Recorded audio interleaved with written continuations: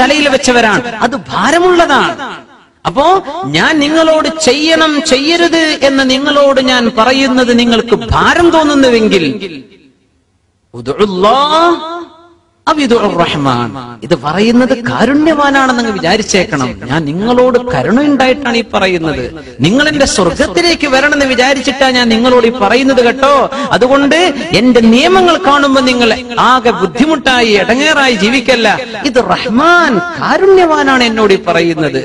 നോക്കണം, അള്ളാഹുവിന്റെ നിയമത്തെ പറ്റി പറയുമ്പോ അള്ളാഹു റഹ്മാൻ എന്നാ പ്രയോഗിക്കുന്നത്. കാരുണ്യവാനാണ്, നിങ്ങളോട് റഹ്മത്തോണ്ടാണ് ഈ പറയുന്നത്. റോഡ് മുറിച്ചു കടക്കാൻ ഓടി കയ്യിന്ന് കുതിരയോടുന്ന കുഞ്ഞിനെ കൈപിടിച്ചു വെക്കുന്ന ഉമ്മ, ഈ കുഞ്ഞിനറിയില്ല എന്തിനാ എന്റെ ഉമ്മ ഈ പിടിച്ചു വെക്കുന്നത്. കുഞ്ഞിനപ്പുറം കണ്ടത് എന്റെ സുഹൃത്തിന്റെ അടുത്തേക്ക് ഓടിപ്പോണം, പക്ഷെ റോഡ് ക്രോസ് ചെയ്താൽ ആക്സിഡന്റ്, കുഞ്ഞ് മരിച്ചു. കുഞ്ഞിനെ പിടിച്ചു വെച്ചിരിക്കുകയാണ് ഉമ്മ. ഇത് റഹ്മത്താണ് മോനെ, ഉമ്മാക്ക് റഹ്മത്ത് കൊണ്ടാണ് ഈ ഉമ്മയെ പിടിച്ചു വെച്ചത് എന്ന് പറഞ്ഞു തരുന്ന പോലെ അബിദുർ റഹ്മാൻ, യാ അല്ലാഹ്, അർ-റഹ്മാൻ കാരുണ്യവാൻ. അല്ലാഹു തആല അല്ലമൽ ഖുർആൻ, അല്ലാഹു തആല ഖുർആൻ നിങ്ങളെ പഠിപ്പിച്ചിരിക്കുകയാണ്. ഖുർആൻ പഠിപ്പിച്ചു. ഖൈറുക്കും മൻ തഅല്ലമൽ ഖുർആന വഅല്ലമഹ, നിങ്ങളിൽ ഏറ്റവും ഖൈറായവർ ശുദ്ധ ഖുർആൻ പഠിക്കുകയും അത് പഠിപ്പിക്കുകയും ചെയ്തവരാണ്. അല്ലാഹു കൂട്ടത്തിൽ നമ്മ എല്ലാവരെയും അല്ലാഹു ഉൾപ്പെടുത്തുമാറാകട്ടെ. നമുക്ക് അറിയുന്നത് പറഞ്ഞു കൊടുക്കുക. ഇതിപ്പോ എന്റെ പരിമിതമായ അറിവിൽ നിന്ന് മനസ്സിലാവുന്ന ഞാൻ നിങ്ങളുമായി പങ്കുവെക്കുകയാണ്. ഇതിലേറെ അറിയുന്ന ആൾക്കാർ സദസ്സിലിരിക്കുന്നുണ്ടാവും, അല്ലെങ്കിൽ ഇതിലും അറിയുന്ന വഫൗഖ കുല്ലി ദി ഇൽമിൻ അലീം, ഏതൊരാൾക്ക് മീതെയും അയാളെക്കാൾ അറിയുന്ന മറ്റൊരാളുണ്ടെന്നാണ്. വഫൗഖ കുല്ലി ദി ഇൽമിൻ അലീം, വേറൊരു കാര്യമായ അലീം വന്ന് ഈ സൂറത്ത് പഠിപ്പിച്ചെന്നാൽ ഒരുപക്ഷെ നമ്മൾ ഈ പറഞ്ഞതൊന്നുമല്ലാത്ത 1000 കാര്യങ്ങൾ വേറെ പഠിക്കാനുണ്ടാവും. പക്ഷെ നമുക്ക് അറിയുന്നത് പറഞ്ഞു കൊടുക്കുക. നമുക്കൊരു ഫാത്തിഹ പഠിപ്പിച്ചു കൊടുക്കാൻ പറ്റുള്ളൂ, അതൊരാൾക്ക് പഠിപ്പിച്ചു കൊടുക്കും. ഒരു ഖുൽഹു അല്ലാഹു അഹദിന്റെ റൂമിലുള്ള ആൾക്ക് നിസ്കരിക്കാൻ വയ്യ, ഫാത്തിഹയും ഖുൽഹു അല്ലാഹു അഹദ് അറിഞ്ഞവൻ എത്ര നിസ്കരിക്കാം. അതുകൊണ്ട് അത് രണ്ടും ഞാൻ പഠിപ്പിച്ചു കൊടുക്കട്ടെ, നിങ്ങൾ അത് പഠിപ്പിച്ചു കൊടുക്കും, നിങ്ങൾക്കും കിട്ടും ഈ കൂലി. ബിസ്മില്ലാഹിർ റഹ്മാനിർ റഹീമെ പഠിപ്പിച്ചു കൊടുക്കാൻ പറ്റുള്ളൂ, അത് പഠിപ്പിക്കും. എന്താണ് പറ്റുന്നത്? ഖൈറുക്കും മൻ തഅല്ലമൽ ഖുർആൻ, നിങ്ങളിൽ ഖൈർ ഖുർആൻ പഠിച്ചവരും പഠിപ്പിക്കുന്നവരുമാണ്. പിന്നെ റസൂലുള്ളാഹി സ്വല്ലല്ലാഹു അലൈഹി വസല്ലം പറഞ്ഞു, ഖുർആൻ അറിയുകയും പഠിക്കുകയും ചെയ്തതിന് ശേഷം ഒരാൾക്ക് തോന്നി ഞാൻ ഈ ചെയ്തതിനേക്കാളൊക്കെ ഖൈർ മറ്റോന്റെ കയ്യിലാണ് പറഞ്ഞു. ഒരാൾ ഹാഫിളായി, കുട്ടി പഠിച്ച് ഹാഫിളായി എന്ന് വിചാരിക്കാം. ഹാഫിളായ കുട്ടിക്ക് തോന്നാണ്, പഠിച്ചോനെ ഞാനിപ്പോ ഈ ഹാഫിളായ കാലം കൊണ്ട് ഒരു എഞ്ചിനീയർ ആയിരുന്നെങ്കിൽ എത്ര നന്നായിരുന്നേനെ എന്ന് തോന്നിപ്പോയാൽ അള്ളാഹുവിന്റെ നിഅമത്തുകളെ നിഷേധിച്ചു എന്നാണ് അതിനർത്ഥം. മഅദല്ലാഹ്, അങ്ങനെ ചിന്തിക്കാൻ പറ്റൂല. ഒരുപക്ഷെ നമ്മളെ പഠിപ്പിച്ച ഉസ്താദുമാർ അവരൊക്കെ വളരെ ചെറിയ ശമ്പളം വെച്ച് ജീവിക്കുന്നവരാണ്, അല്ലേ? പക്ഷേ അവരൊരിക്കലും ചിന്തിക്കുന്നില്ല, പടച്ചവനെ എന്നെക്കാളും ഖൈറ് അള്ളാഹു ഈ ഒരു പൊസിഷൻ. മദ്രസയിലെ മുഅല്ലിമീങ്ങൾ, നമ്മുടെ സ്ഥാപനങ്ങൾ അറബി കോളേജുകളിലും മദ്രസകളിലും പഠിപ്പിക്കുന്ന ഉസ്താദുമാർ, അവർക്ക് ശമ്പളം കൂട്ടാന്ന് പറഞ്ഞാൽ കമ്മിറ്റി ഭയങ്കര ഒച്ചപ്പാടാ. സുബ്ഹാനല്ലാഹ്, 1000-2000 കൊടുത്തിട്ട് ഈ പാവപ്പെട്ട മുഅല്ലിമീങ്ങൾ ജോലി ചെയ്യുക. അവർക്ക് എന്തെങ്കിലും വീടുണ്ടാക്കണ കുട്ടികളെ കെട്ടിക്കണമെങ്കിൽ വിസിറ്റ് എടുത്ത് വരണം. എന്ത് അവർക്ക് മാന്യമായ ശമ്പളം കൊടുക്കണില്ല?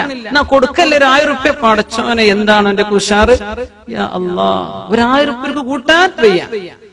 ഈ ഉസ്താദുമാർ കൊടുക്കണ മുഴുവൻ ശമ്പളം അവന്റെ പുരക്ക് ഒരു ദിവസം തിരയുണ്ടാവില്ല. അത് ചിന്തിക്കൂല. അവർക്ക് മാന്യമായ മഈഷ കൊടുക്കണം, മആഷ് കൊടുക്കണം. നിങ്ങളൊക്കെ എന്റെ കമ്മിറ്റിക്കാരാണെങ്കിൽ നാട്ടിൽ ഇത് റൈസ് ചെയ്യണം ഇത്തരം വിഷയങ്ങൾ. ഖൈറുക്കും മൻ, നിങ്ങളിൽ ഖൈറായവർ അവരാണ്. അവർക്ക് ഒരിക്കലും തോന്നിപ്പോകരുത്, പടച്ചോനെ ഈ കുട്ടികളെ ഖുർആൻ പഠിപ്പിക്കുന്ന കാലം കൊണ്ട് എനിക്ക് വല്ല ബിസിനസ്സും തുടങ്ങിയിരുന്നെങ്കിൽ, അല്ലെ വല്ല കാട് കച്ചവടോ മറ്റേന്തെങ്കിലും ടൈപ്പിംഗ് സെന്ററോ എനിക്ക് വർക്ക് ചെയ്യാൻ പറ്റിയെന്ന്, അതായിരുന്നു പടച്ചോനെ ഖൈർ എന്ന് അവർക്ക് തോന്നാൻ ഇടവരുത്തരുത് നമ്മൾ. ഖൈറുക്കും അല്ലാഹു ചെയ്ത വലിയ നിഅമത്ത് അതാണ്. ഏറ്റവും വലിയ നിഅമത്ത് ഖുർആൻ പഠിക്കാൻ മനസ്സിലാക്കാനും നമുക്ക് അതിനുള്ള ബ്രെയിനും അതിനുള്ള തലച്ചോറും സഅത്തുസ് സദർ ഹൃദയത്തിന്റെ വിശാലതയും അല്ലാഹു തരുന്നത് വലിയ നിഅമത്താണ്. അത് നമ്മുടെ ഉമ്മത്തിൽ അല്ലാഹു നിലനിർത്തുമാറാകട്ടെ. അർ-റഹ്മാൻ, കാരുണ്യവാനാണ് അല്ലാഹു. ഈ കാരുണ്യത്തിൽ കോടാനുകോടി കാരുണ്യങ്ങൾ മുഴുവൻ അങ്ങോട്ട് എടുത്തു വെച്ചാൽ അതിലെ ഏറ്റവും ആദ്യം പറയേണ്ട കാരുണ്യം എന്താണ്? അല്ലമൽ ഖുർആൻ, അല്ലാഹു നിങ്ങൾക്ക് ഖുർആൻ പഠിപ്പിച്ചില്ലേ എന്നതാണ്. യാ അല്ലാഹ്, ഭാഷയില്ലാത്ത, അല്ലേ, കലാമുകളില്ലാത്ത വാക്കുകൾ അള്ളാഹുവിന്റെ വചനത്തെ സംബന്ധിച്ച് അങ്ങനെയാ മനസ്സിലാക്കേണ്ടത്.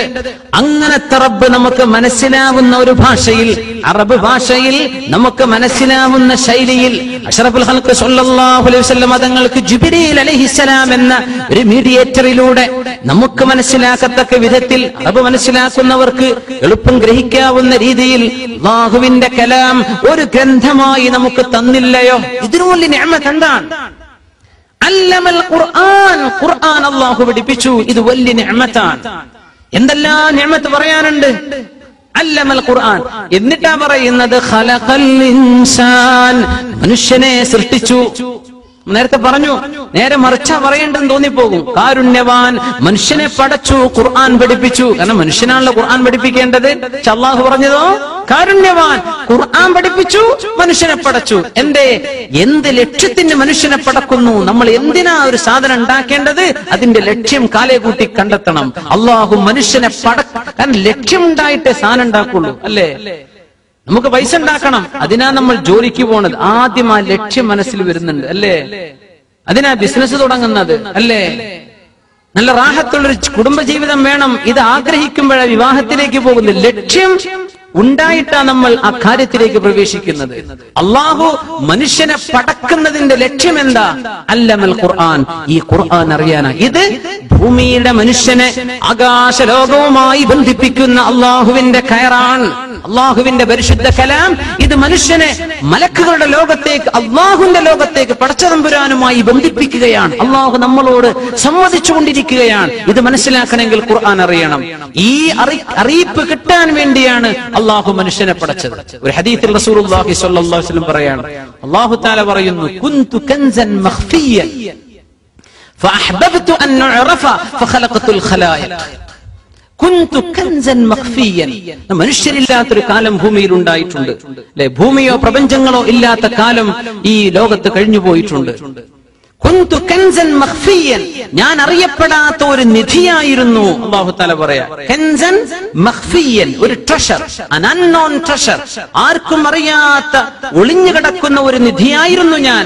അല്ലാഹു പറയാൻ, ഫഅഹ്ബബ്തു അൻ ഉഅറഫ, ഞാൻ അറിയപ്പെടണമെന്ന് ഞാൻ ആഗ്രഹിച്ചു. ഫഖലഖതുൽ ഖലായിഖ്, അങ്ങനെയാണ് ഞാൻ സൃഷ്ടിജാലങ്ങളെ പടച്ചത്, അങ്ങനെയാണ് മനുഷ്യനെ പടച്ചത്, ആകാശ ലോകങ്ങൾ പടച്ചത് എന്നെ അറിയാൻ വേണ്ടിയാണ്. അപ്പൊ എന്നെ അറിയുക എന്നതാണ് സൃഷ്ടിപ്പിന്റെ പിന്നിലെ ലക്ഷ്യം.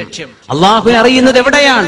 അള്ളാഹുവിന്റെ വാക്കുകളിലൂടെയാണ്, പരിശുദ്ധ ഖുർആനിലൂടെയാണ്. അതുകൊണ്ട് അല്ലമൽ ഖുർആൻ, ഖുർആൻ പഠിപ്പിച്ചു.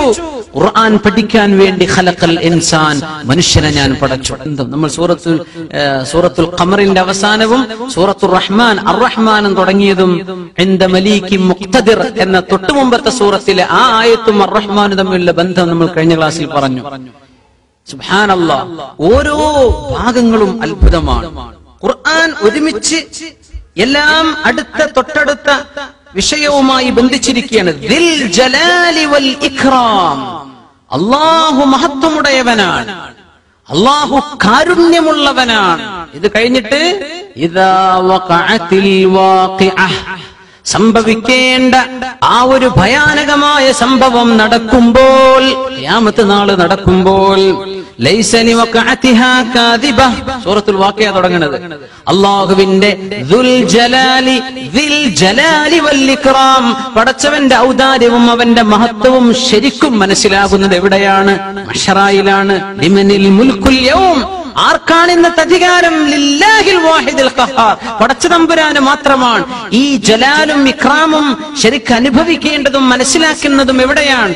ആഖിറത്തിലാണ്, ഖിയാമത്ത് നാളിലാണ്. അതുകൊണ്ട് തൊട്ടുടനെ പറയുന്ന സൂറത്തുൽ വാഖിഅ സൂറത്തുർ റഹ്മാനിന്റെ അവസാനവുമായി ബന്ധിച്ച് കിടക്കുന്നു. ഇങ്ങനെ ഓരോ സൂറത്തും ഇങ്ങനെ വന്ന് ഖുൽ യാ അയ്യുഹൽ കാഫിറൂൻ സൂറത്തിലേക്ക് എത്തി. ഖുൽ യാ അയ്യുഹൽ കാഫിറൂൻ ലാ അഅ്ബുദു മാ തഅബ്ദൂൻ, ഓ അവിശ്വാസികളെ, നിങ്ങൾ ആരാധിക്കുന്നതിനെ ഞാൻ ആരാധിക്കുന്നില്ല, ഞാൻ ആരാധിക്കുന്ന റബ്ബിനെ നിങ്ങളും ആരാധിക്കണില്ല. ലക്കും ദീനുക്കും വലിയ ദീൻ, നിങ്ങൾക്ക് നിങ്ങളുടെ ദീൻ, എനിക്ക് എന്റെ ദീൻ. ഇതിനെ മറ്റൊന്നിലേക്ക് മിക്സ് ചെയ്യാൻ പറ്റൂല. അതാണ് സൂറത്തിന്റെ അവസാനം. അവര് പറയാൻ കാരണം ഉണ്ടായിട്ടുണ്ട്. അവര് പറഞ്ഞു, മുഹമ്മദ് നബിയെ സ്വല്ലല്ലാഹു അലൈഹി വസല്ലം, മക്കക്കാരായ ആളുകൾ, ഉമയ്യത്ത് ബിൻ ഖലഫിനെ പോലെയുള്ള ആളുകൾ, അസ്വദ് ബിൻ അബ്ദുൽ മുത്തലിബിനെ പോലെയുള്ള ആളുകൾ, വലീദ് ബിൻ ഉഖബയെ പോലെയുള്ള ആൾക്കാർ വന്നിട്ട് പറയാണ്, നമുക്കൊരു കോംപ്രമൈസ് ആയിക്കൂടെ, അള്ളാനെ ഞങ്ങൾ